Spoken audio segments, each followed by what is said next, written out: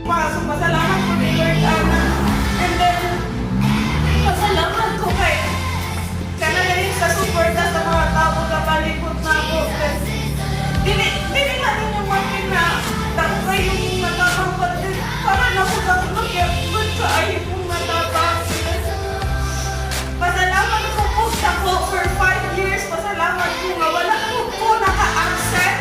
Tungod kay kasakit ko. So, ako kayo natin ko. Ano ko naka-release ko. Why years ko inas-school lang mag-time. Wala ko i-absent kay ilantan. Wala ko i-absent kay ilantan. Sana ko isa ko. Pasalamat ko kay Lord Ana sa Cynthia Production sa pag-eskwela. Pasalamat ko ba ni Lord. And then, na finally dyan para makita na ako sa hardware sa akong family. And then, nakita na ako sa pagtuo sa akong mama. Sa akong kuwing na Diyos. Akong kuwing na Diyos kay